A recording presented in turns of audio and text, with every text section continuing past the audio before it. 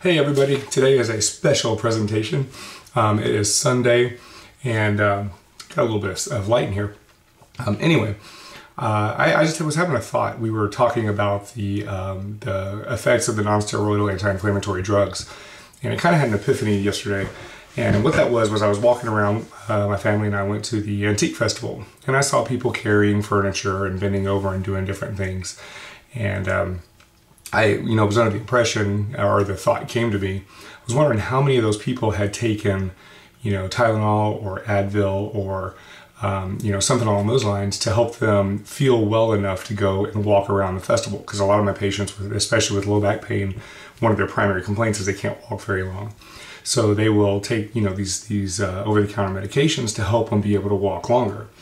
And I started thinking about that, and I was like, gosh, man, I wonder how many people are out here doing this. And then I started thinking about it. A thought came to me that a lot of people view, a bottle of Advil, which is what, $5 or $10, as being a lot cheaper than going and getting your spine adjusted and getting yourself fixed.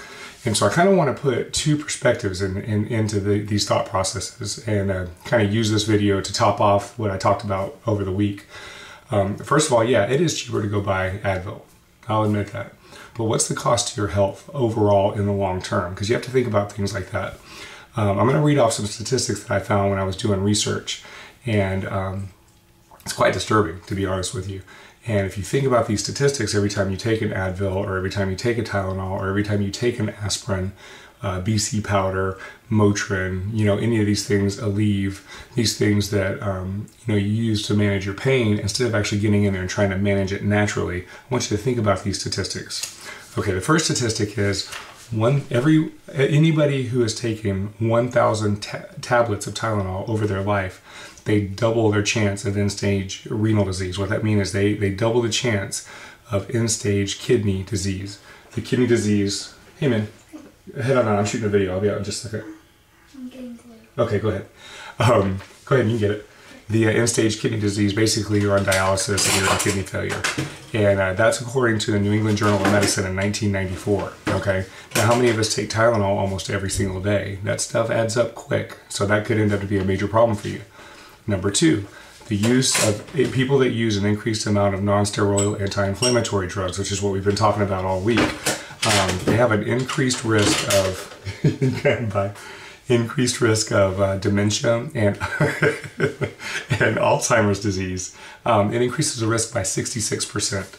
66%, and that's according to the Journal of Neurosurgery in 2009. Now, 66%. That means if you have a group and 100 people come up with Alzheimer's, then the people that have taken these non-steroidal anti-inflammatory drugs, which a lot of you do to manage your pain, 166 of you are going to come down with dementia. What kind of quality of life is that in the late years when you don't have your mind? Okay, think about these things. Number three, in America, medication is the fourth largest killer in the country, behind heart disease, cancer, and diabetes. Now, hear this out.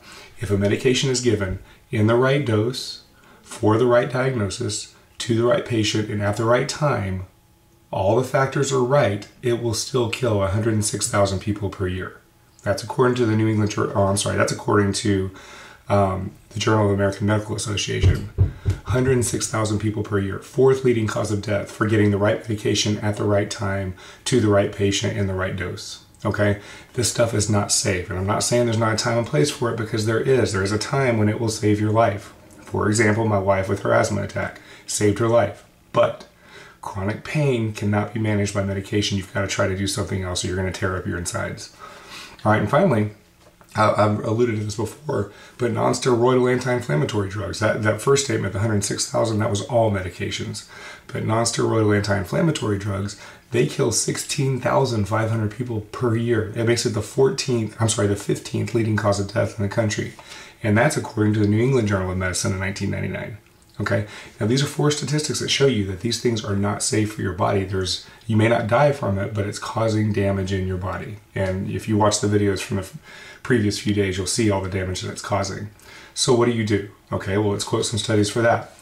According to Spine, the Journal of Spine, in 2003, the chiropractic adjustment is 5 times more effective than non-steroidal anti-inflammatory drugs, including Celebrex and Vioxx, which was taken off the market, for chronic neck and low back pain. 5 times more effective without side effects. Okay, think about that. You know, that's pretty significant. Also, people suffering from chronic back pain or chronic pain and the subsequent degenerative disease that comes from having that chronic pain and decreased motion, 59% of those people can be taken off of their medications with the use of omega-3 fatty acids. Now, you got to use the right ones and you got to use them in the right balance. That's according to the Journal of Surgical Neurology in 2006. These are the medical doctors and the medical people saying these very things. Okay, so what do you need to do? What's the best way to do this? You get yourself adjusted, you get yourself on a good anti-inflammatory omega-3 and omega-6 fatty acid. You can call me and we can get you set up with some of those supplements. And you do this to maintain your pain levels. Now, chiropractic is not all about pain. That's not what we're about, but we're about saving lives. And you know, obviously, if you keep using these chemicals, you're not increasing the quality of your life at all. You're just reducing your pain. Okay, so my hope for you is that we can take control of take control of our health before our health controls us. And if you keep on using chemicals to try to control your situations, then chances are you're probably going to end up losing control of your health to the medications before you know it. All right, have a great day, and we will talk next week. Bye-bye.